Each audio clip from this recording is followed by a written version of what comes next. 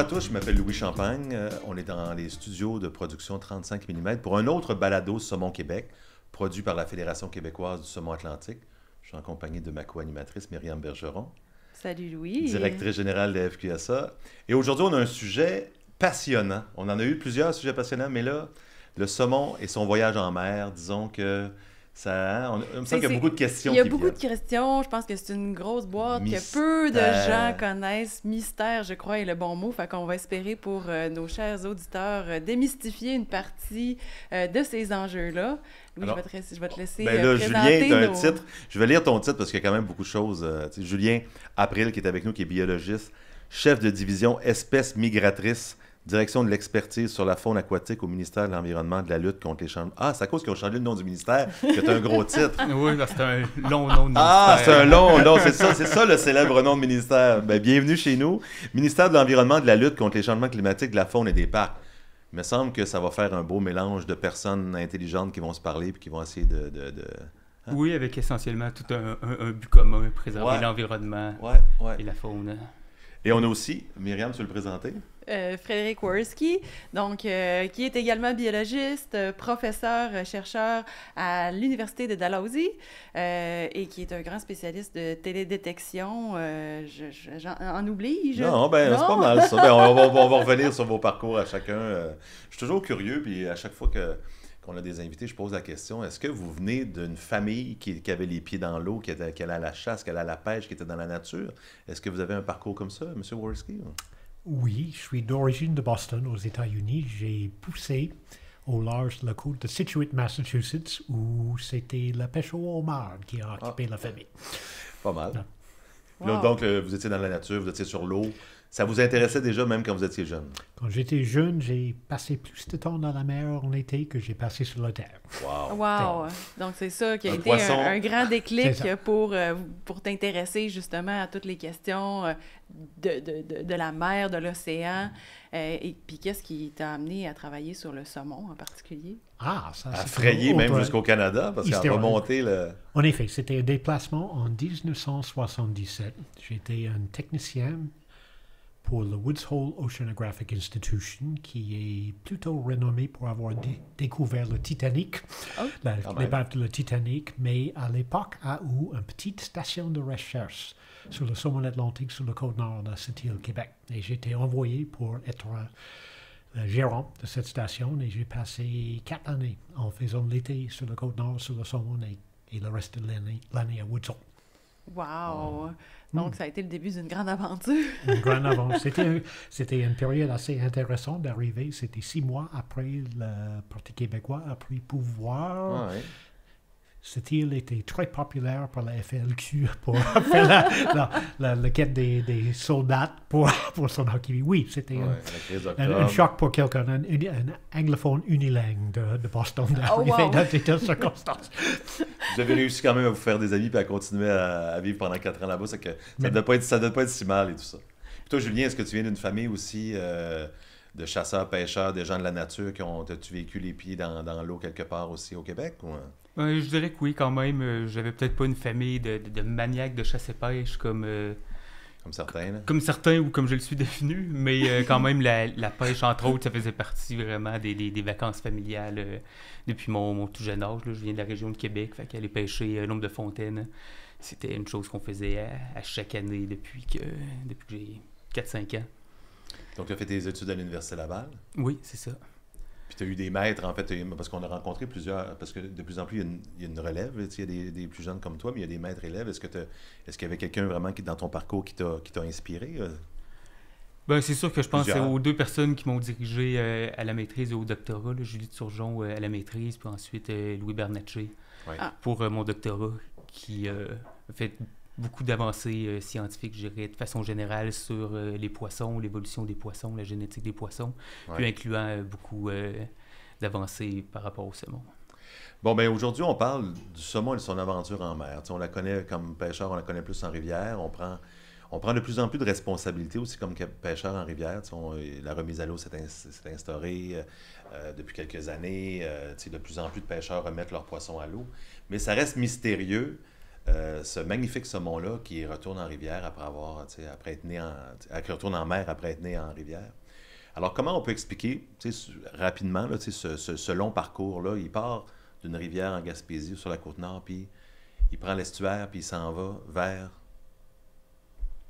Hein? Il s'en va vers où? Il s'en va... La plupart des saumons du Québec, lorsqu'ils quittent la rivière, ils vont dans le golfe du Saint-Laurent, excepté évidemment les quelques populations de la baie d'Ungava qui sont complètement dans une autre situation. Mais la plupart des saumons du Québec, une fois qu'ils ont quitté la rivière, se dirigent dans le golfe, puis quittent le golfe par le détroit de Belle-Île, donc au nord de Terre-Neuve.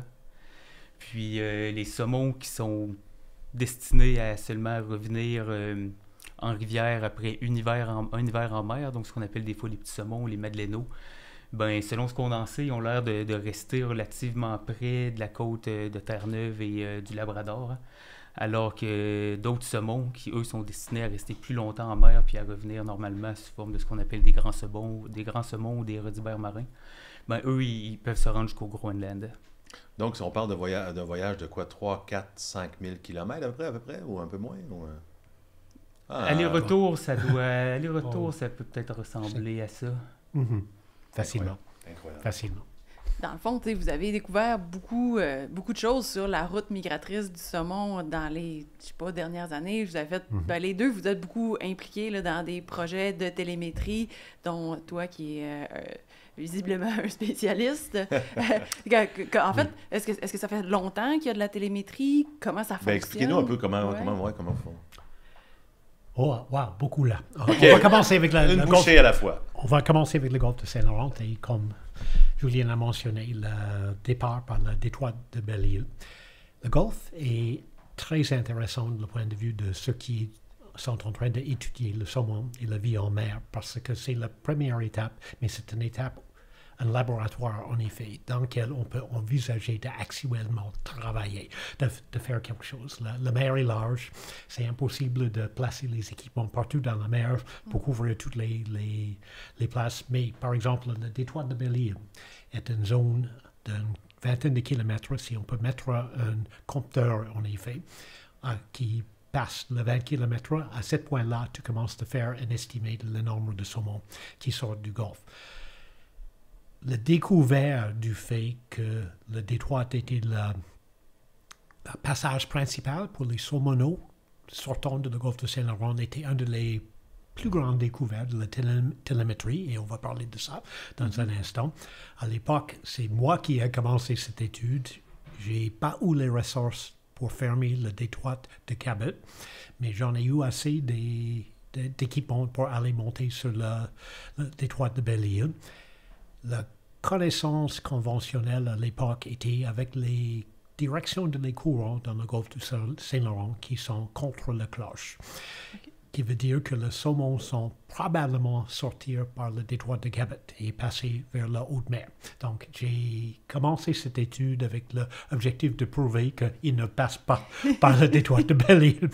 Et en effet, la grosse découverte était que c'était ça le chemin. C'est par là que la plupart des animaux sont en train de sortir. Et c'était une découverte importante parce que suivre le courant, c'est une façon de sauver l'énergie pour un saumonot. Quelqu'un qui est en train de juste commencer d'apprendre quoi manger dans la mer et trouver suffisamment des poids. Et au lieu de faire ça, ils sont en train d'orienter dans le courant et croiser, par exemple, de la Miramichi jusqu'à le détroit de Belle-Île et sortir par là. Donc, c'était très, très intéressant de voir que c'était c'était contre-intuitif, contre les connaissances de base, les assumptions qu'on a eues à l'époque. Quand vous voulez faire installer de la télémétrie, vous dites que vous n'aviez pas l'équipement pour le Cabot, là, le détroit de Cabot, mais donc ça. Sur un détroit de 20 km, oui, c'est ça. Vous mettez des bornes avec des flotteurs, c'est ça, avec des... Okay. Expliquez-nous un peu, c'est quoi un peu... C'est ça. Donc, la technologie, ça commence avec une étiquette sonique. L'étiquette est placée dans le saumonot. C'est une petite affaire qui fait ping, ping, ping, ping. Dans cette signal de ping, ping, ping, ping, oui. Il y a des codings. Et le coding est en train de donner une identité unique pour chaque individu. Donc, on a n'importe quelle espèce. Tu peux mettre des telles étiquettes dans un requin, dans un thon, dans les saumons. c'est juste important d'avoir cette identification unique qui peut être liée avec l'espèce et la taille et tout le reste des caractéristiques biologiques nécessaires pour déchiffrer qu'est-ce qui arrive en haute mer. Une fois que vous avez les étiquettes là-dedans, il faut avoir des récepteurs dans la mer. Et les récepteurs, il y a plusieurs modèles disponibles, mais au fond, chacun est capable d'écouter pour les pings à une distance à peu près de 1 km omnidirectionnel autour de le receveur. Qui veut dire que pour un détroit comme le détroit de Belle-Île, ça prend une vingtaine à une trentaine de receveurs pour croiser les... Bing, bing, bing. Croiser, pour faire la gate. C'est quoi un gate? Une barrière. Une barrière, une façon de décompter. Par contre, le détroit de Cabot, c'est 150. Donc, c'était toute une autre affaire et c'est beaucoup plus profond dans le détroit de Cabot. Ça descend à quelques milliers de pieds de profondeur. Donc, ça pose certains autres problèmes logistiques pour nous autres travaillant là-dedans. Maintenant, j'ai une culture là, sur le détroit de Cabot aussi bien que dans le détroit de Belle-Île, mais ce n'est pas le détroit de Belle-Île que les saumons sortent. Puis est-ce que quand vous taguez un saumon sur une rivière, je ne sais pas lesquelles rivières vous avez travaillé, Miramichi ou je ne sais pas lesquelles, surtout au Québec, non, un peu partout en fait. Ça prend combien de temps avant? Mettons un saumon, on dit que quand il retourne en mer durant l'été, au début de l'été, il frais puis il se déplace, ou on ne sait pas trop, ou il part avec la grande crue du printemps. Puis est-ce que vous les revoyez, votre bing, bing, bing, vous les revoyez quelques semaines, quelques mois plus tard? Tous ces jeunes me refusent la permission d'aller faire l'étiquetage maintenant. Donc, je passe cette question aux autres de répondre. Mais qu'est-ce que vous avez comme données pour la longueur? T'sais, en fait, est-ce qu'il fait une balade? Est-ce qu'il fait le tour Est-ce qu'il fait le tour de la Gaspésie rapidement? Ou ben non, il arrête un peu partout pour visiter, pour se nourrir? Ben, peut-être d'abord pour répondre à une de tes premières questions. Au Québec, l'année passée, on a marqué des smolts de la rivière de la Trinité, de la rivière Saint-Jean, de la rivière Sainte-Marguerite, la Jacques-Cartier. Il y a des collaborateurs comme la Fédération du saumon atlantique qui en ont marqué sur la Cascapédia, d'autres sur la Ristigouche avec Caroline Gillis. Donc, quand même, au Québec, dans les dernières années, il y a eu un certain nombre de rivières qui ont été suivies. Puis je dirais qu'une des belles découvertes qui est attribuable en bonne partie à Fred, c'est le fait qu'on dirait que les smolts, même s'ils quittent leur rivière à des moments très différents, parce que dans le fond, les crues printanières, puis le moment où l'eau des rivières atteint à peu près 9 degrés, est archi-variable entre la Nouvelle-Écosse, Nouveau-Brunswick, la Côte-Nord, la Gaspésie, la région de Québec. Mais ils ont l'air de tout arriver assez précisément au même moment au détroit de Belle-Île. Puis si je me rappelle bien, c'est au tout début de juillet. C'est ça. Donc, ils s'attendent peut-être, ou le temps de se rendre et qu'ils partent à des distances un peu pas mal différentes. Donc, nous, je ne connais pas vraiment le mécanisme, mais il y a quand même des distances différentes. Ils partent souvent aussi à des tailles différentes lorsqu'ils quittent les rivières, mais ils ont l'air d'arriver de façon assez synchrone au détroit de Belle-Île. Des fois, ça leur a pris. S'ils partent de la Côte-Nord, pas tellement loin, comme sur la rivière du Vieux-Fort, on avait collaboré pour en marquer. Ça avait pris... quelques semaines. Pour d'autres, ça doit prendre un mois pour se rendre au détroit de Belle-Île. Puis comment on explique ça? Ou est-ce qu'il y a des hypothèses? Pourquoi le saumon ferait ça? Il y a toujours des hypothèses. Un que je garde dans ma poche arrière, ici, c'est un autre petit détail qui est le fait que beaucoup de les saumons noirs qui sortent de nos rivières arrivent en même temps que les saumoneaux dans le détroit de Belle-Île, malgré le fait qu'ils sont partis des mois avant, dans certaines circonstances. Dans d'autres espèces d'animaux, beaucoup d'oiseaux migrateurs, par exemple, c'est les parents qui sont en train d'enseigner aux enfants la migration, le patron de migration. Et je me demande souvent si, par exemple, les saumoneaux sont par voie de chimique peut-être, en train de suivre les adultes en faisant passer par le détroit. Et c'est ça qui est la synchronisation, suivre les parents qui apprentissent aux autres le chemin qui est nécessaire de prendre. Mais c'est une grosse spéculation. C'est pas ça. Tout le monde qui adore ça. C'est une belle idée que j'ai. Ben oui, mais c'est intéressant. Est-ce qu'il pourrait aussi y avoir des avantages de voyager en groupe, disons, pour faire face, entre autres, à des prédateurs qui pourraient être sur la route? Je pense que c'est une belle hypothèse. Pour les poissons, on sait que de voyager en banc, ça réduit les chances de prédation individuelle pour les poissons. Donc, s'ils passent essentiellement tout en même temps d'un coup, peut-être que ça maximise les chances de survivre. Puis aussi, une autre hypothèse qui est évoquée parfois, je ne sais pas qu'est-ce que vous en pensez, mais peut-être aussi que ça dépend de la température puis la vitesse à laquelle la température devient adéquate pour le saumon en mer. Donc, peut-être qu'ils attendent que la température de l'eau au niveau du détroit de Belle-Île atteigne un certain seuil de peut-être une dizaine de degrés.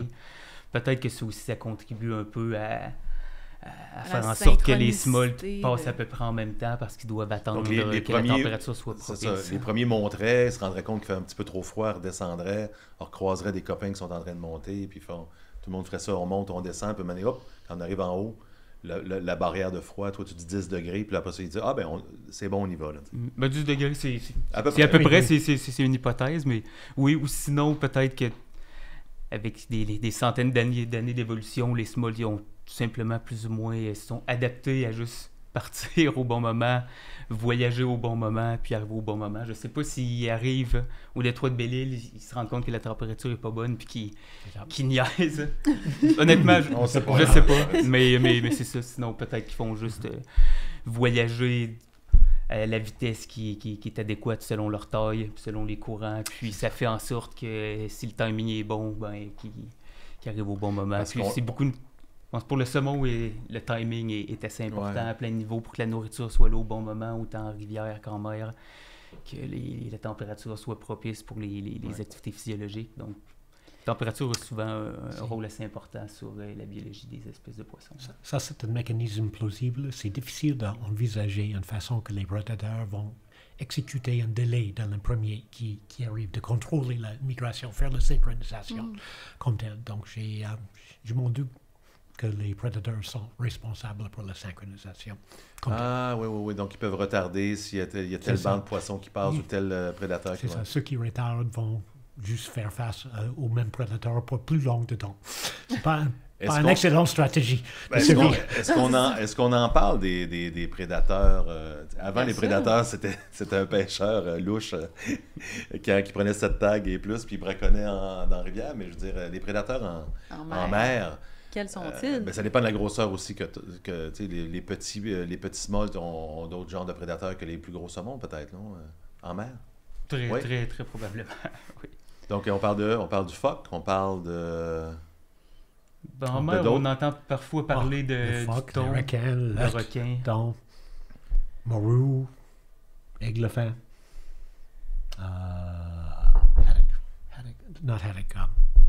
flétan.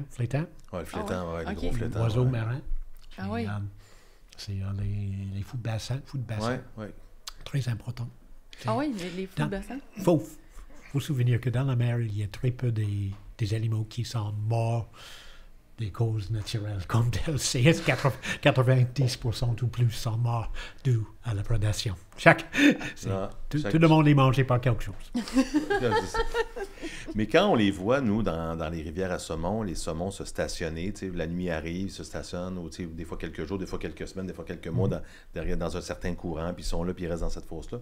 Quand ils se mettent à tracer, puis à retourner vers les détroits, est-ce qu'ils prennent des pauses aussi? Est-ce qu'ils trouvent dans la mer des pauses? Dans certains courants, ils peuvent s'arrêter? Ou comment ils font? Ben non, ils sont continuellement en mouvement, ils protègent leurs énergies, ils réussissent à manger à travers ça, puis ils continuent malgré la nuit, malgré le jour. Est-ce qu'on sait s'ils s'arrêtent ou s'ils font une sieste? Oh, mystérieux. Je peux pas embêter, toi, là-dessus. Quelque chose à dire là-dessus? C'est résolution pour les saumonaux. Les juvéniles, les stages tout de suite après ils ont rentré dans la mer n'est pas là pour discuter. Par exemple, l'hypothèse Julian a mis sur la table sur la température et un délai dans le golfe de Saint-Laurent de première onde.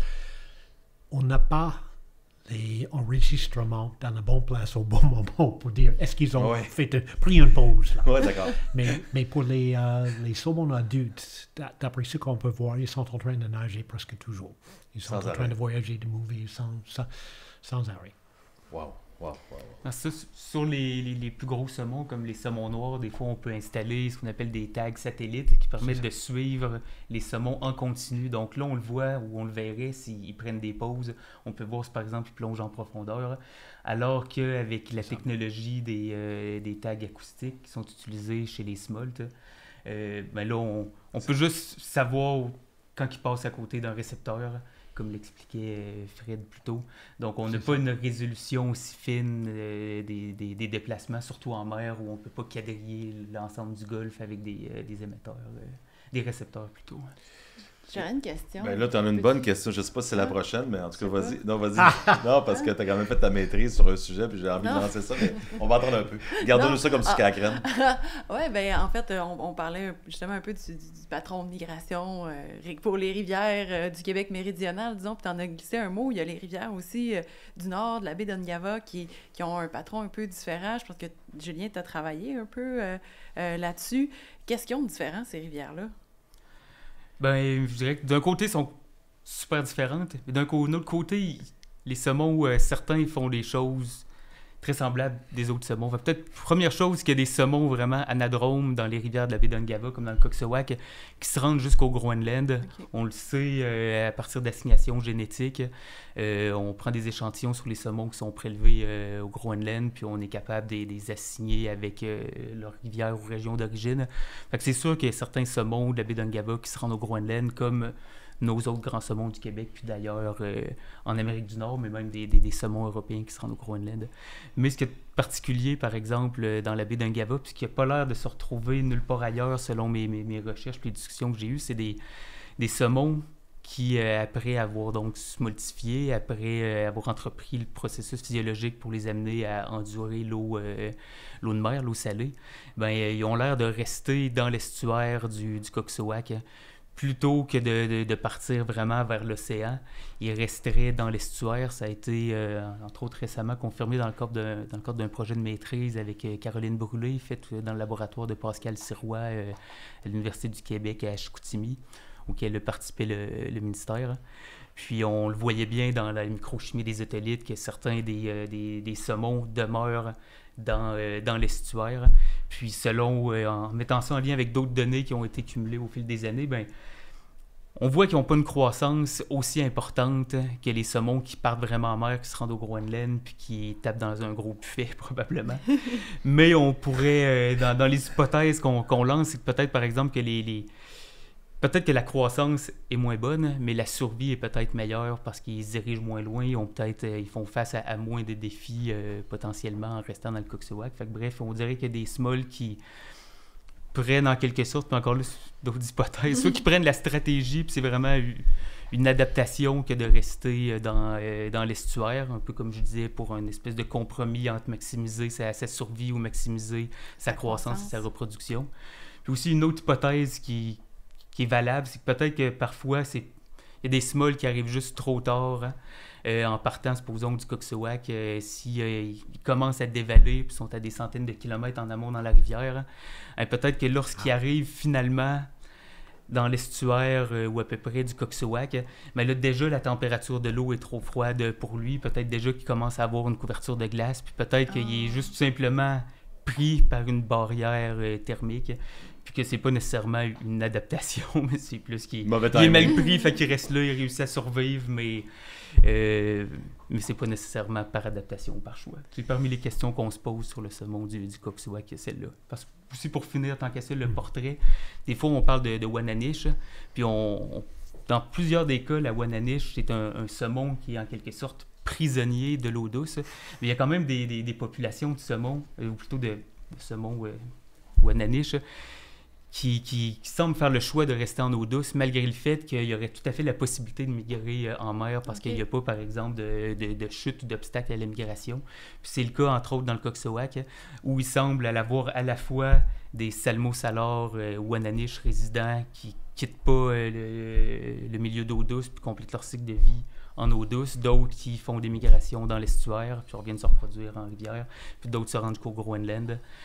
Puis, c'est une autre chose qu'on regarde, entre autres, avec le laboratoire de Louis Bernatchez, un étudiant, Alexandre Carbonneau, que je co-dirige. Là. Puis, entre autres, il n'y a pas l'air d'avoir des différences génétiques notables entre les différents écotypes de saumon, mais en regardant avec des centaines de milliers de SNP, de marqueurs génétiques, on arrive quand même à voir des gènes qui ont l'air d'être associés avec les différents écotypes. Bref, ça semble être essentiellement des individus d'une même population qui se reproduisent ensemble, même s'ils ont quand même quelques petites différences génétiques qui pourraient être associées avec ces stratégies-là. On a reçu, je me souviens pas parce qu'on a rencontré quand même des gens, plein de gens passionnants, mais il y a aussi des saumons qui tournent à gauche, là, qui sortent de la rivière à Gaspésie, puis au lieu de tourner à droite, ils tournent à gauche, mais qu'on retrouve dans le fleuve aussi, dans plus au sud. Est-ce que c'est pas M. Yvon Côté qui disait ou M. Schooner qui disait qu'il espérait peut-être qu'un jour qu'il y ait des populations qui, au lieu de monter, même temps qu'avec le réchauffement climatique, il n'y a pas eu des discussions là-dessus, tu te souviens pas, non? Ah, mon Dieu, j'ai rêvé à ça, j'ai rêvé. Moi, je suis un gars de Montréal, c'est que je rêve de pêcher mon saumon à Montréal. Mais il me semble qu'il y avait des spécimens qui avaient été attrapés, puis il se disait que peut-être, effectivement, qu'il y en a qui vont peut-être être pris plus haut, qui vont peut-être revenir, puis ils vont peut-être rester là, mais ce sera pour un prochain balado de biologie. Oui, mais quand même, c'est pas... par rapport à ça, peut-être. mais j'ai entendu parler d'observation du saumon atlantique, supposons, dans le coin de Montréal, des fois, dans des récits historiques ou plus récents, mais ce qui peut être une explication, c'est peut-être les programmes d'ensemencement qu'il y a dans les Grands Lacs, ou aussi dans le secteur du lac Champlain. Fait que peut-être que c'est des saumons atlantiques ensemencés dans ces Grands Lacs-là. Qui finalement dévalent jusqu'ici, parce que selon des études qui datent, mais de M. Vianney-Legendre, qui est quand même une des personnes très connues et respectées dans le milieu de l'ichthyologie au Québec, il semble que... Il y a comme il y a comme des barrières thermiques qui empêcheraient le saumon, là, par exemple, de traverser par exemple le lac Saint-Pierre. S'il part de l'océan, le temps qu'il arrive dans le fleuve Saint-Laurent aurait probablement des niveaux de température qui lui enlèveraient le goût de poursuivre son chemin, disons ça comme ça. Virer de bord, comme on dit. Myriam? Oui. Les changements climatiques... excusez-moi. Est-ce qu'on peut retourner à Angava pour un moment? Avec grand plaisir. Ça lève un issue qui est extrêmement important. Et c'est le fait que la mer est en train de changer extrêmement rapidement. Et la région d'Angava est une des régions qui va plus changer dans probablement le reste de ma vie et certainement pour vous autres. Angava, le point de vue de l'océanographie, est le point de formation de ce qu'on appelle les eaux profondes de la Haute-Atlantique. La barrière de température dont Julian a parlé n'est pas quelque chose de froid, c'est quelque chose de létal pour le saumon. Ça descend en bas de 0 degré, capable de geler le sang du saumon s'il rentre là-dedans. Mais avec le réchauffement climatique qui arrive, ça va commencer de changer dans cette région. Et ça va peut-être bloquer cette formation de cette eau très, très froide et peut-être enlever la barrière qui était là avant pour le Coxswack, qui va ouvrir la porte à Groenland ou toutes ces autres places. Donc l'expériment qui va arriver dans la région d'Angava va être extrêmement intéressant et très informatif sur l'adaptabilité du saumon atlantique. Ben, en fait, ça va directement avec cette question-là. Les changements climatiques ont entraîné... Moi aussi, j'ai fait ma maîtrise en océanographie. J'ai travaillé sur les changements climatiques dans l'Arctique canadien. C'est vraiment un sujet qui me fascine et Alors, je vais vous laisser. On s'en va tantôt. Je vais aller mettre de la monnaie dans le parcomètre. Mais je peux pas penser que les changements dans l'océan, justement dans toutes les aires d'alimentation, les changements au niveau des courants, les changements au niveau des localisations des aires d'alimentation, certainement, bougent. C'est tout un dynamique, finalement. Les changements climatiques entraînent quel type de changement observable là, dans la mer, là où le saumon s'en va? Pour commencer, il ne faut pas commettre prendre l'argent encore. C'est pas, tu fais partie de ça. OK. Non, il y a des gros changements qui arrivent. Un très bon exemple qui retourne à la golfe de Saint-Laurent, c'est le changement dans la distribution de la baleine franche. Auparavant, c'était une aire de nourriture au large de la baie de Fundy, des aires dans ce qu'on appelle le Roseway Basin, au large de la sud de Nouvelle-Écosse. Maintenant, on trouve au moins 50% de la population globale dans le golfe de Saint-Laurent, où ils n'ont pas été avant. Ce n'est pas nécessairement excellent comme habitat pour les autres, mais c'est meilleur que ce qu'ils ont eu dans les aires traditionnelles. Et c'est arrivé extrêmement rapidement. On est passé de 1 ou 2 à 50% de la population à l'intérieur d'une année. Et donc, cet animal est capable de transmettre les renseignements autour de toute la population de ici et la place d'aller. Et on a eu une grosse crise avec une mortalité de 17 baleines France à l'intérieur de 3 ans. Et c'est quand même une panique encore pour tenter de régler ce problème, pour protéger les animaux contre les pêcheries, l'enmêchement dans les lignes, et aussi les bateaux qui sont présents dans le golfe de Saint-Laurent.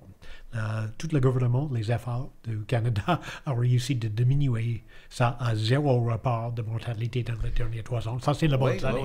Mais pour revenir sur cette question de le changement fondamental, oui, c'est un changement fondamental. Le type de poids qui est disponible, ceux qui ont les types d'acides, fatty acids, les lipides nécessaires pour la croissance sont maintenant plus abondants dans le golfe de Saint-Laurent que dans la baie de Fundy. Et c'est la même chose pour le nord.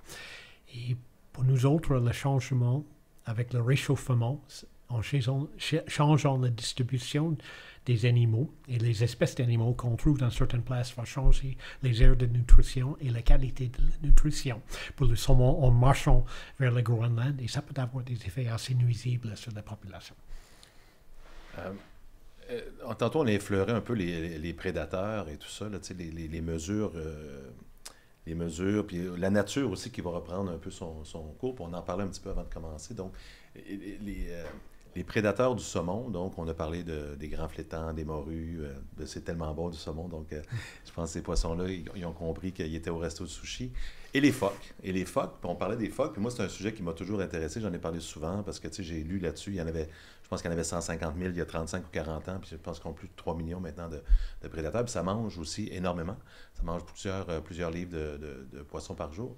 Mais vous m'avez parlé quand même d'une bonne nouvelle, comme quoi la nature... Tu sais, mais juste avant qu'on passe à d'autres sujets, mais tu sais, par rapport aux prédateurs, la nature est en train de bien faire les choses, si je comprends bien. Il y a un nouvel invité à table. Là. C'est ça. On va retourner à cette question, mais Julien avance pour les phoques au Québec et l'évolution des populations et les interactions avec les saumons. C'est quoi l'état de l'évidence en ce moment? J'ai eu une bonne discussion là-dessus il y a quelques années avec celui que je considère pas mal comme le spécialiste des phoques chez Pêche Océan Canada au Québec, Mike Hamill, si je me rappelle bien. Puis il nous avait présenté des données. Il faut dire à la base que c'est des données qui ont été recueillies pas spécifiquement pour évaluer si le phoque mange le saumon. Donc, c'est la première chose à mentionner. Puis, sur les centaines de contenus stomacaux de phoques qui avaient été analysés, si je me rappelle bien, c'était une poignée ou seulement... c'est ridiculement faible le nombre de phoques qu'il y avait dans leur estomac des saumons. Si je me rappelle bien, c'était pas loin d'Anticosti où ça avait été vu.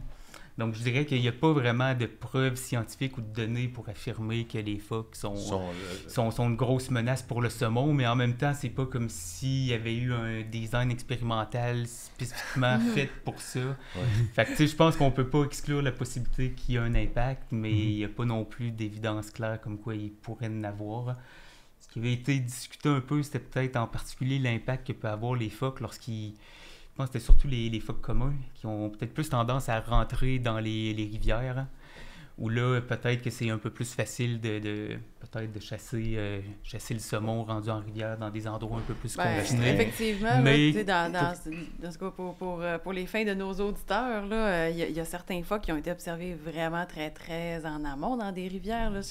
À mon souvenir, l'observation la plus loin que j'avais entendue, c'était à peu près 80 km à l'intérieur de la rivière Saint-Jean sur la Côte-Nord. C'est impressionnant. Là, c'est pas marginal, dans le fond, c'est vraiment très, très entré dans la rivière, quand c'est même pas vraiment leur aire ou leur habitat normal, disons.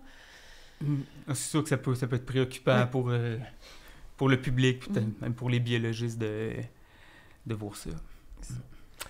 Donc, retournons vers moi pour commencer. Un des premiers livres que j'ai lu en français en venant était un rapport d'un voyage en 1830 au large de la Côte-Nord par l'évêque de la Côte-Nord. Et dans cette livre, ils ont parlé de la rivière Moisy où il y avait toutes des colonies des phoques en train de reproduire 30 à 40 000 en haute de la rivière. Donc, auparavant, c'était là. C'était un balancement dans la nature. Il y avait tous les saumons, il y avait tous les peuples, il y avait un peu de tout ça. On aussi devrait faire des distinctions entre les types de phoques. Donc, on parle, il y a les phoques capucines, il y a les phoques grises, il y a les phoques communes, tout dans le golfe. Et pour l'instant, je pense que l'inquiétude, c'est le phoque gris, qui est la possibilité que cet animal est capable, cette espèce est capable d'avoir des impacts.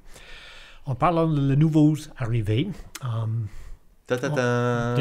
faisant le débalancement de notre écosystème, une des choses qu'on a enlevées était les grands prédateurs de phoques. Et on parle ici de le requin blanc. Depuis une trentaine des années, il y avait eu des protections pour cette espèce en danger d'extinction au Canada, mais aussi aux États-Unis. Et dernièrement, dans les derniers 5 ans, on a commencé à voir une remontaison dans la présence des requins blancs dans nos aires et je pense dans la taille de la population. C'est commencé à Massachusetts avec l'arrivée d'une colonie des phoques gris partis de l'île de Sable, puis ont installé sur la région de Chatham. Et à l'intérieur de quelques années, ça a grimpé de quelques centaines jusqu'à plus que 10 000 qui sont présents maintenant. Et ça a pris moins que 2 ans avant que le premier requin blanc est arrivé là-bas et commencé de se nourrir de les phoques qui sont présents. Ça a causé toute une panique pour l'État de Massachusetts parce que le tourisme est extrêmement important.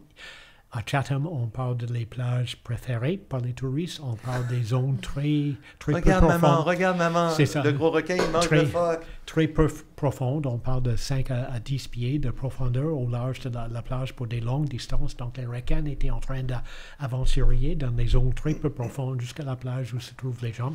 Et il y avait eu une attaque fatale dans la région qui a eu tous des impacts, une attaque sur les humains.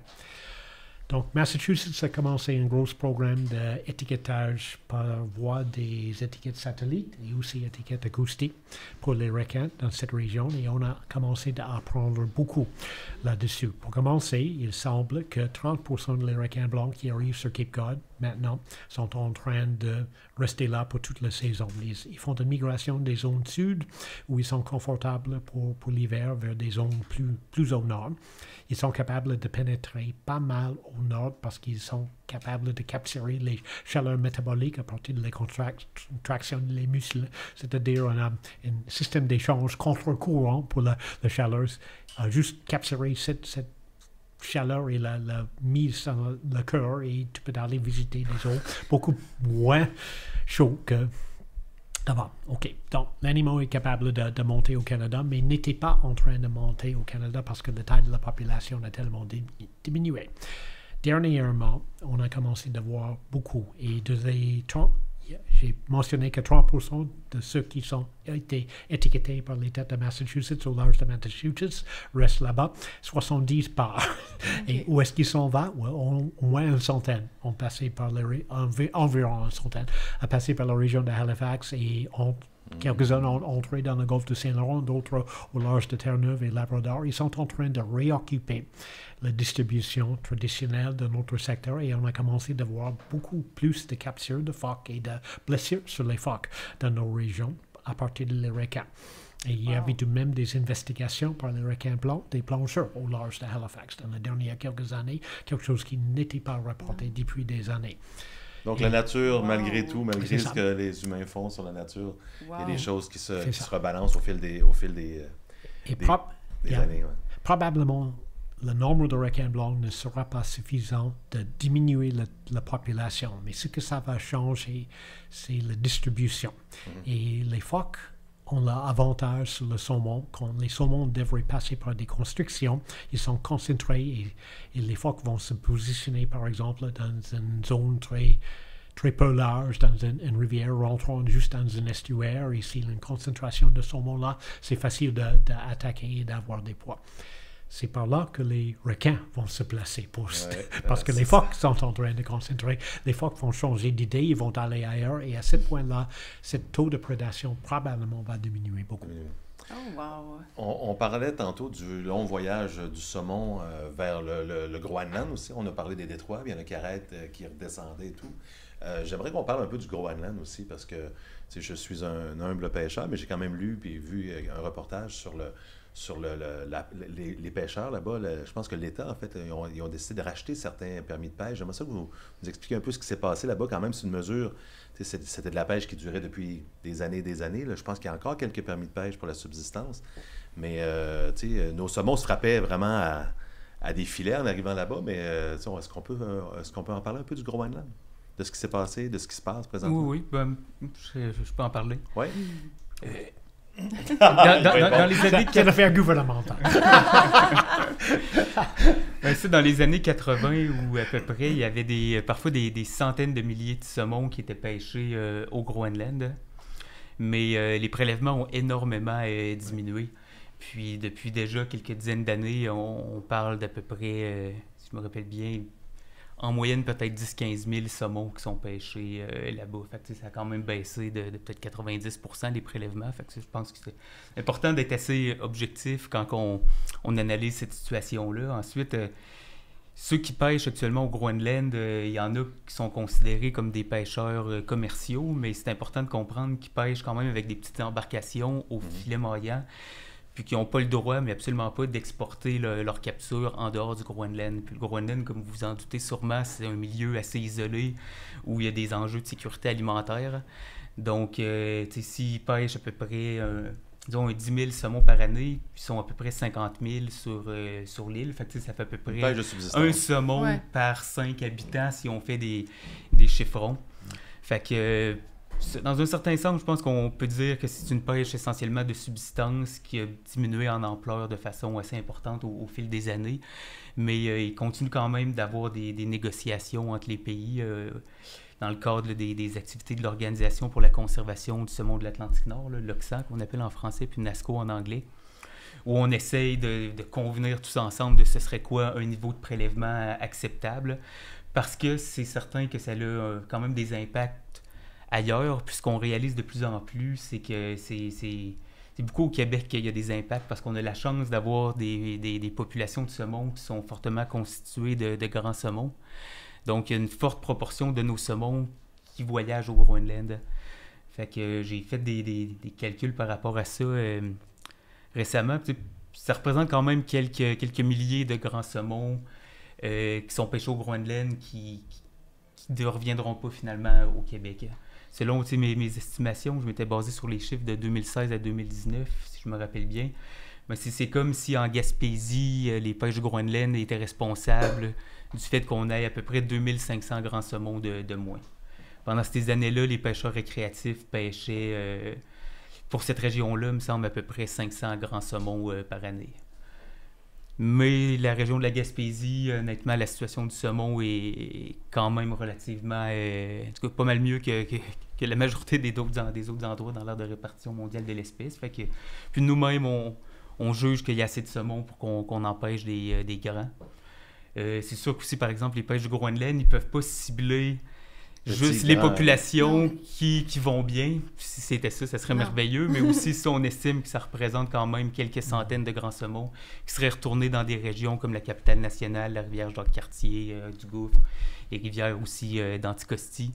Donc, pour ces rivières-là où nous, on juge qu'il faut préserver au maximum les femelles, ben c'est un petit peu décevant de savoir que ces poissons-là sont pris au Groenland.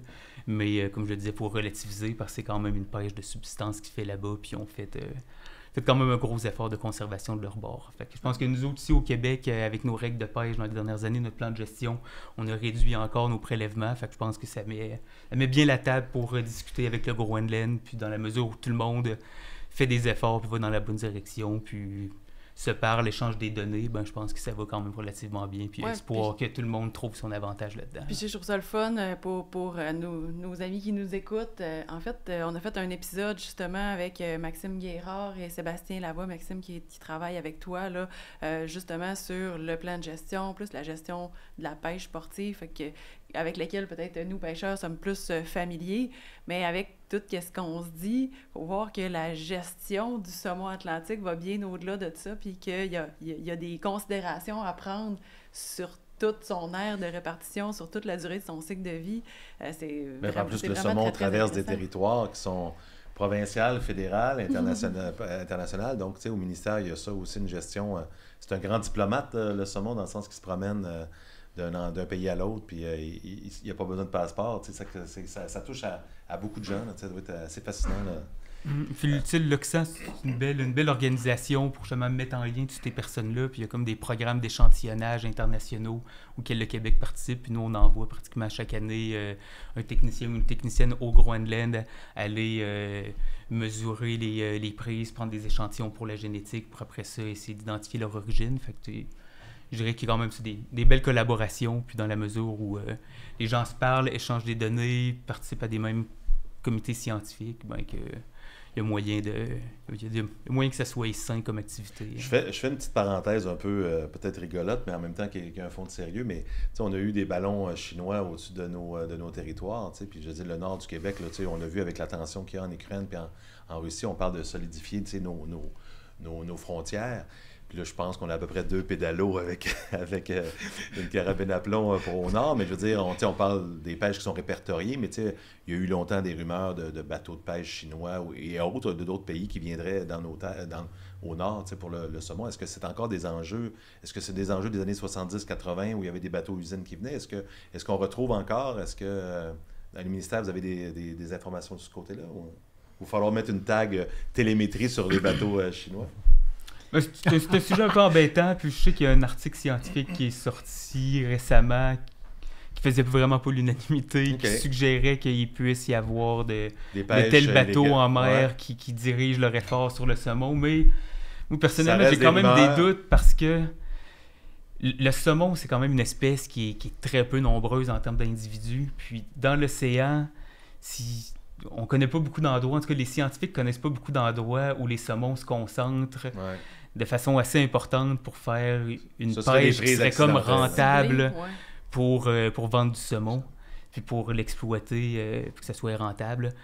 Donc, je pense que s'il y a des problèmes avec les pêches, c'est peut-être plus justement les prises accidentelles à droite, à gauche. Ça, peut-être que ça peut faire du dommage, mais qu'il y a vraiment des bateaux qui partent en mer à des endroits qui sont connus de personnes, qui capturent des quantités importantes de saumon assez pour expliquer le déclin. Ça me semblerait surprenant. Toi, qu'est-ce que tu en penses? C'est résumé comme ça. C'est bien résumé. Non, je ne le crois pas. Si on peut reculer pour un instant ici, une bonne année pour la pêche est une année quand peut-être 4% les saumonaux qui ont sorti de la rivière ont retourné. Une année anormale est une année quand il n'y a que 3% qui reviennent. Donc, on parle de très petites différences dans la survie en mer pour faire une grosse différence pour la pêche et le retour. La raison que je lève cette question, on a fait des assumptions depuis longtemps d'un taux de mortalité constant pour les saumons dans la mer, pour nos projections, pour notre compréhension, que 3% des saumons sont morts par mois quand ils sont au large dans la haute mer. Ce que la télémétrie nous a montré, que c'est en effet des mortalités de jusqu'à 70% des saumonaux qui sortent de la rivière, soit dans l'estuaire propre de leur sortie ou avant qu'ils ont sorti des eaux territoriaux de nos nations. Donc, maintenant, nous sommes dans une position où cette idée d'une mystérieuse force dans la haute mer est probablement en train de détruire le saumon, de faire une mise au point plutôt vers nos zones côtières. Parce qu'on sait maintenant, il y a des taux qui excèdent énormément ce qu'on a pensé qui était là. Et c'est vrai ici, dans le nord-ouest de l'Atlantique, mais dans le nord-est aussi, on est en train de voir exactement le même patron. Puis ça, quelles pourraient être les causes principales de cette mortalité-là? Dans la zone de la Miramichi, rivière Miramichi, maintenant, des projets menés par la Fédération pour le saumon atlantique, en train de regarder le passage des saumoneaux, ça semble que les bas rayés présents sont en train d'avoir des gros impacts. Même chose peut-être dans la baie des Chaleurs région, le même type de prédation des prédateurs qui sont présents. Donc, oui, ça peut être quelque chose comme ça. Je trouve ce qui est intéressant, c'est de penser que ce qui peut parfois causer, par exemple, une augmentation des mortalités en mer, ça peut être quelque chose qui se passe en rivière. Mm-hmm. Puis, il y a comme une chose qui a impacté beaucoup de populations de saumon, puis c'est le pH, finalement, l'acidification des rivières. Puis là, récemment, on a un projet avec un étudiant au doctorat, Pierre Boris, puis une professeure à l'INRS, Anne Crémazie. Puis c'est justement de voir l'impact du pH sur les capacités physiologiques des smolts lorsqu'ils quittent l'eau douce pour arriver en mer. Puis pour faire l'histoire relativement courte, on réalise que sur la Côte-Nord, la géologie du sol fait en sorte qu'il n'y a pas beaucoup d'effets de tampon, puis que les rivières à saumon, entre autres, mais les rivières tout court de la Côte-Nord ont quand même une certaine tendance à s'acidifier. Puis on a mesuré des niveaux de pH quand même très faibles sur la Trinité l'année passée. Des niveaux de pH qui laissent penser que ça pourrait causer des dépôts d'aluminium sur les branchies, puis finalement nuire à l'osmorégulation. Puis les smolts, peut-être que pour un certain nombre de ceux qui quittent la rivière, peut-être que directement en arrivant dans l'estuaire, aussitôt qu'ils arrivent dans l'eau salée, peut-être qu'ils ont déjà 2 bonnes prises, puis que ça pourrait compromettre de façon assez importante leur survie en mer. Fait que c'est ça rejoint un peu ce que tu disais, des fois, juste au niveau de l'estuaire, les premiers, pour 1001 raisons, quand ils quittent les rivières, sont tout petits, donc ils ont automatiquement plus de prédateurs, ils ont moins d'énergie d'emmagasiner, puis ils doivent faire face à un gros défi physiologique, l'osmorégulation. Donc, ça pourrait un peu contribuer aussi peut-être à des mortalités importantes des smolts dans leurs premières semaines, les premiers jours où ils quittent les rivières. Donc, quand on parle de pH, ce que je veux dire, l'acidification d'une rivière, puis le pH, c'est encore l'être humain qui est au cœur de ça encore. Là. C'est la main de l'homme. En partie, je pense que à la base, les plus acides, je pense que c'était beaucoup de la pollution atmosphérique. Je crois comprendre qu'il y a eu des ententes internationales, puis que la quantité de pollution atmosphérique a beaucoup diminué. Mais couplé au fait que la géologie du sol de la Côte-Nord a naturellement très peu de potentiel tampon, ça fait en sorte que ça pourrait être encore une problématique aujourd'hui. Fait que je dirais que c'est un peu des deux. Naturellement, malheureusement, la Côte-Nord est assez sensible pour ça. Rajoutons juste un petit peu d'impact humain, même si la situation, en théorie, s'est améliorée sous les rejets atmosphériques, on suspecte qu'il peut encore avoir des impacts pour le saumon aujourd'hui. C'est ce qu'on va vérifier dans un projet qui fait juste commencer. Ah ouais, c'est vraiment intéressant. Puis en fait, ça me fait voir aussi à quel point il y a régionalement, c'est certain qu'il y a des différences parce que, probablement que, oui, la Miramichi, le bas rayé, mais la Côte-Nord, l'acidification, puis probablement peut-être d'autres prédateurs, d'autres situations qu'on connaît peu ou pas encore, finalement, qu'il y a des particularités régionales qui font en sorte que, mais à ce moment-là où les smolts sortent puis se lancent vers la grande aventure, il semble y avoir des enjeux importants, puis c'est peut-être là où ils sont le plus fragiles au niveau de leur voyage en mer. C'est vraiment intéressant. Puis, tu sais, je fais partie, moi aussi, de différents comités scientifiques à différentes échelles sur, des réflexions, qu'est-ce qu'on fait pour le saumon atlantique, un peu tout le monde ensemble. On essaye de mener une foule de projets, autant très, très terrain que dans la science fondamentale, le milieu académique, la recherche. J'entends souvent qu'il faut concentrer nos efforts là où on peut avoir un impact. C'est-à-dire, souvent, il y a beaucoup d'efforts qui est mis vers les rivières. Est-ce qu'on peut avoir un certain impact en mer aussi? Est-ce qu'on fait bien les choses? Grande question philosophique. L'œuf ou la poule? OK. Ça commence avec l'identification des effets principaux qui sont présents.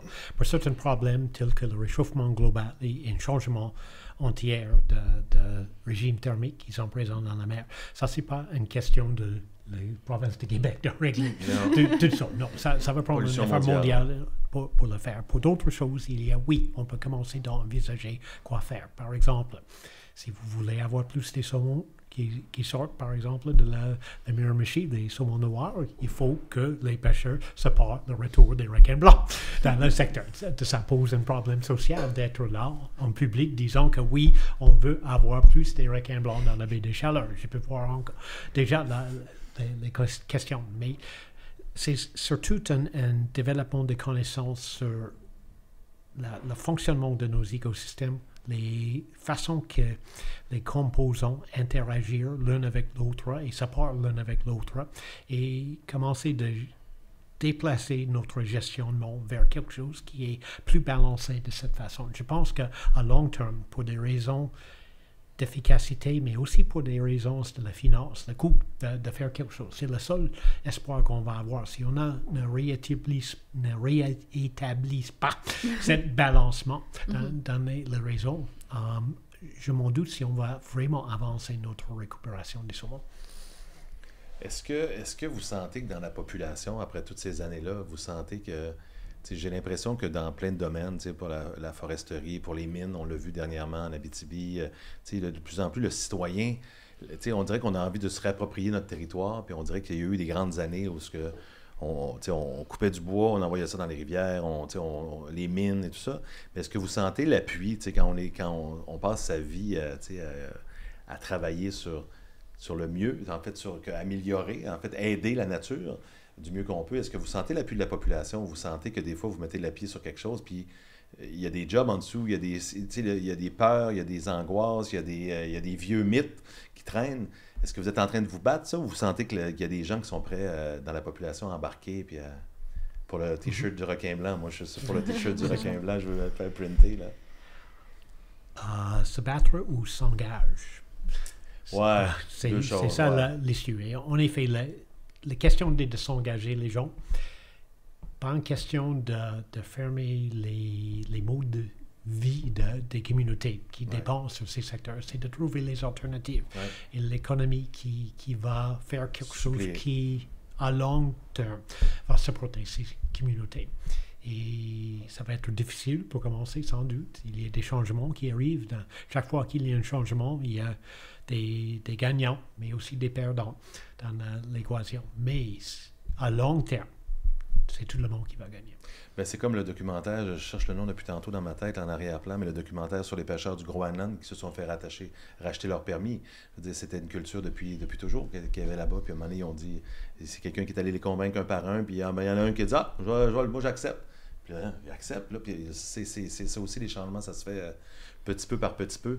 Je m'étais pris une note sur on se dirige tranquillement là, vers la finale, mais il nous reste encore quelques sujets. J'ai envie de parler de Ocean Tracking Network aussi, mais le saumon rose du Pacifique, non? Oui. Non, c'est parce qu'on en a parlé un petit peu dans la préparation, puis moi, j'avais jamais entendu ça. Là. Je connaissais les autres saumons, mais là, saumon rose, je me suis dit, bon, qu'est-ce que c'est ça? Est-ce que vous l'aviez tracké avec votre vous l'avez vu venir, M. Worski? Pas encore. J'ai rencontré probablement l'origine de ces colonistes dans la péninsule de Kola en Russie. J'ai travaillé là-bas pour 5 ans sur les rivières au saumon dans ce secteur. On a eu les premières indications d'une expansion à partir des endroits où ils ont été introduits plus au sud que la rivière Panoy, sur laquelle j'étais à cette époque. Dans les dernières quelques années, il y avait eu une explosion. Et on attend pour cette année une grosse montaison de saumon rose partout dans le nord-est de l'Atlantique et peut-être ici aussi sur notre côté. À cause de les augmentations, on a commencé de voir des reproductions dans les rivières dans le nord de Norvège. Maintenant, on a vu des saumons roses en train de monter dans les secteurs de Svalbard, au large de la côte de Norvège et pas si loin de Groenland. Je me demande si quand on commençait d'achever la côte est de Groenland, maintenant peut-être dans des rivières où il n'y a pas des programmes de suivi maintenant pour voir ce qui est présent, et certainement ils ont descendu dans la côte de Labrador et ailleurs. Donc, après des années et des années de faire des tentatives d'introduire les saumons roses dans le nord-ouest de l'Atlantique, ça paraît que c'est en train de commencer. Et pour nous autres, dans les Grands Lacs, l'introduction pour des années, à manquer leur coup. Ils ont placé des saumons, Et je me souviens encore, j'ai assisté à une des dernières conférences de Tony Quinn, qui était le biologiste responsable pour ce programme.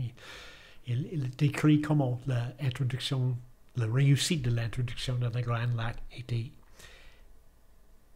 est arrivée. C'était en effet un centre de pisciculture qui a eu encore un certain nombre des saumons roses dans leur système, et le gestionnaire de la centre de pisciculture a demandé au ministère quoi faire avec. Ils disent survivre aucune place, juste les laisser aller.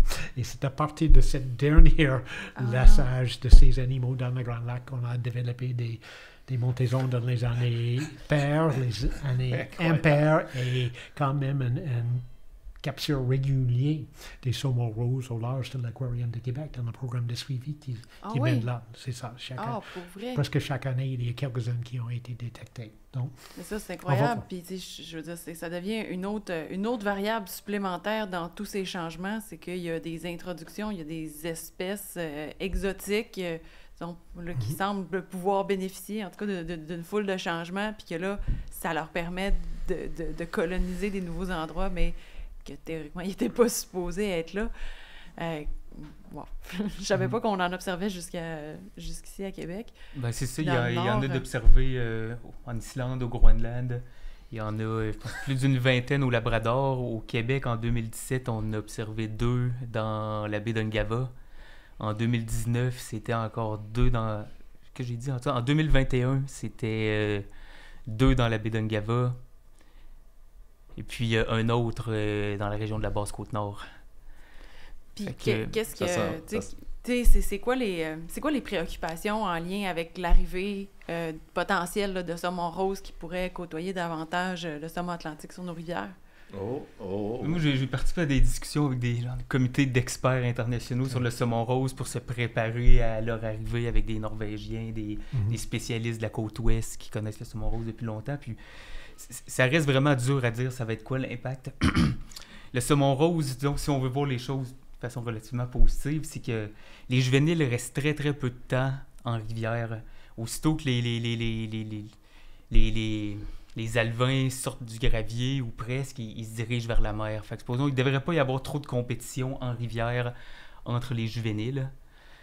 Fait que ça, c'est parmi les bonnes nouvelles. Dans les préoccupations qu'il y a pour certains, c'est le fait que le saumon rose peut quand même atteindre des abondances extraordinaires selon nos standards. Okay. Puis comme il meurt après la reproduction, dans certaines rivières, on peut s'attendre à ce qu'il y ait des milliers, des dizaines de milliers de carcasses. Puis ça pourrait changer un peu l'écosystème de la rivière finalement, en le rendant beaucoup plus riche, puis amener plus de nutriments dans une rivière, à la limite, ça peut être bon même pour le saumon. Mais de dépasser un certain point pour des espèces de salmonidés qui ont évolué pour vivre dans un habitat relativement pauvre en nutriments, on pourrait peut-être penser que trop de carcasses de saumon rose pourrait être un problème. C'est parmi les impacts négatifs potentiels qui ont été identifiés. Mais comme c'est quand même relativement tôt, l'invasion du saumon rose, même en Norvège, il étudie ça, mais il n'y a pas encore de conclusion archi-claire. Puis comme vous pouvez vous en douter, en Russie, ils ont peut-être une longueur d'avance côté connaissance, parce que ça fait plus longtemps qu'ils ont du saumon rose qui côtoie du saumon atlantique sauvage. Mais depuis un certain temps, on dirait que les communications sont moins bonnes. Je sais pas pourquoi. J'ai pas peur. Je sais pas. Étrange. Mais avant de se quitter, j'aimerais prendre quelques minutes, parce que moi, je suis un passionné amateur, mais je suis très intéressé j'ai toujours été intéressé par les tags et puis les voyages des poissons. Mais là, tantôt, vous m'avez parlé un petit peu d'entrée de jeu avant qu'on arrive en studio de Ocean Tracking Network. J'aimerais ça qu'on prenne quelques secondes pour en parler, parce que je suis convaincu, moi je sais que je parle à certains amis pêcheurs là, qui vont m'écouter, ils vont être curieux, pas juste pour le saumon, mais on peut suivre plusieurs poissons dans les océans du monde.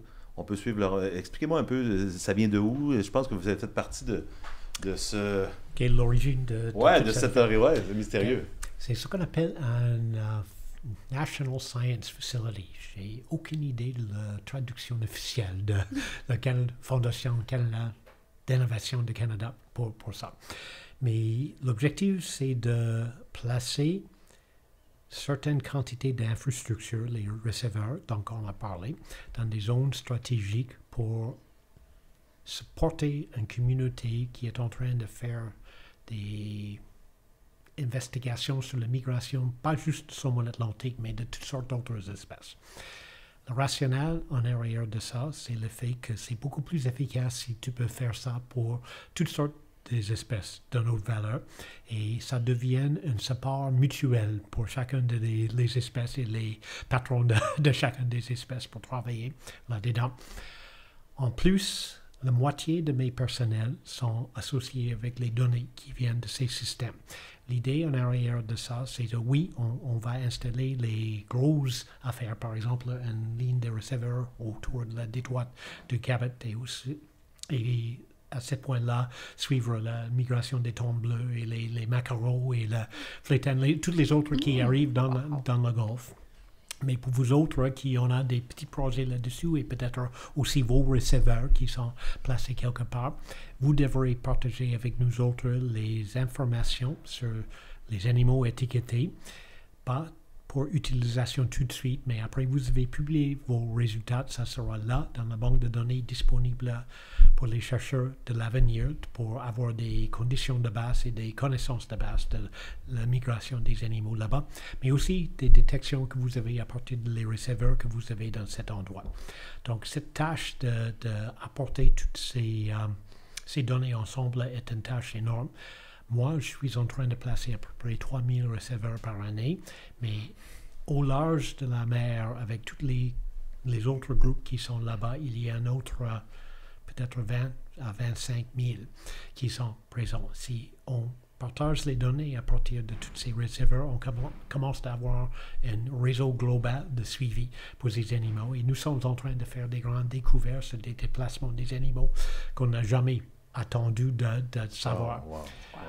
Par exemple, un esturgeon étiqueté dans la baie de Delaware, à Massachusetts, espèce en danger d'extinction, était présent le mois de mai et là, à la fin de septembre, et le monde a dit oui, il a passé son été dans l'estuaire, mais entre 7 ans, ça a croisé la ligne au large de Halifax et rentré dans le golfe du Saint-Laurent, retourné dans la Delaware. Et personne n'était au courant de cette affaire, mais aussi ça implique toutes sortes de prévisions sur les lois sur le respect des espèces en danger d'extinction aux États-Unis et au Canada pour une telle espèce. De savoir que là, oui, les habitats critiques ne sont pas juste l'estuaire de la rivière Delaware. Ça monte jusqu'au golfe de Saint-Laurent en même temps.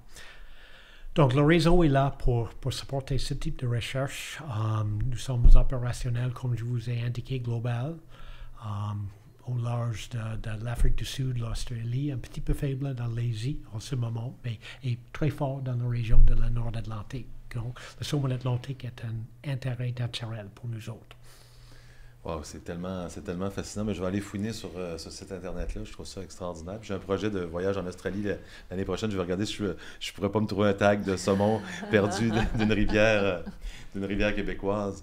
En terminant, avec tout ce qui se passe, avec la technologie aussi, vous êtes beaucoup dans votre métier, là, mais est-ce qu'il y a de l'espoir pour les pêcheurs comme moi? Est-ce qu'il y a que nos enfants, nos petits-enfants, les prochaines générations, on puisse continuer à profiter de ce beau sport qu'on aime? Est-ce qu'il y a de l'espoir? Je pense que oui, en vous écoutant. Mais, monsieur... Moi, je vois de l'espoir. Je regarde, entre autres, les données de nos rivières témoins où on fait le suivi temporel des taux de survie en mer. Puis quand même, dans nos rivières du Québec, les taux de survie en mer sur la rivière Saint-Jean sont carrément en augmentation. Sur la rivière Trinité, c'est relativement stable depuis une vingtaine d'années. Donc, je pense pas qu'on soit en train de plonger encore aujourd'hui dans une baisse de la survie en mer. Donc, j'essaie d'être optimiste. Ouais. Je pense qu'on peut maintenir nos populations de saumon. Je pense qu'on travaille fort pour ça. Ah oui, ça c'est sûr. Monsieur Worski, le mot de la fin? Je suis au cœur un optimiste toujours. Donc, en commençant de faire le bilan de ce qui est là pour le saumon, ça commence avec le saumon lui-même, qui est un survivant comme tel. C'est l'individu est équipé avec toutes sortes de systèmes qui mènent vers la survie. C'est certain qu'on va vivre des changements avec le changement climatique qui en a maintenant. Oui, probablement on va perdre encore des rivières dans le sud de la distribution parce que c'est trop chaud. Maintenant, je fais des plongées l'été au large de Halifax. Je suis entouré par des poissons tropicaux, des hippocampes chaque année dans la région là-bas qui étaient auparavant les poissons arctiques qui étaient au large le même temps de l'année. Donc c'est un gros changement et on va vivre des changements. Mais pour le saumon, oui, ils vont être là. Peut-être qu'ils vont commencer de se déplacer un petit peu vers le nord dans certaines circonstances. Ils vont rencontrer les saumons rouges là-dedans. Peut-être il y aura un gros changement. Les renseignements de Norvège avec l'arrivée des saumons rouges frayants dans le Grand Nord, ça va changer entièrement la dynamique de ces bassins versants. C'est l'apport des nutriments marins dans des secteurs de tundra qui n'ont pas des forêts, qui n'ont pas tous ces matériaux menés là-dedans. Ça va être une fertilisation qui peut-être va changer les rivières vers quelque chose de beaucoup plus attirant pour les saumons atlantiques, mais au coût de l'omble arctique. À ce point-là, peut-être on va commencer à perdre des populations d'omble arctique à cause de la température et le fait que les compétiteurs arrivent là, facilité par une espèce exotique qui est en train de faire la fertilisation de ces rivières dans ces secteurs. Donc oui, on va vivre des changements, mais la fin, c'est probablement Nouvelle-Écosse et les parties sud de Nouveau-Brunswick dans la baie de Fundy où on va avoir le plus gros défi pour le saumon et peut-être même le plus des pertes. Mais j'ai confiance pour le golfe de Saint-Laurent et la côte de Labrador. Le reste de ça va rester.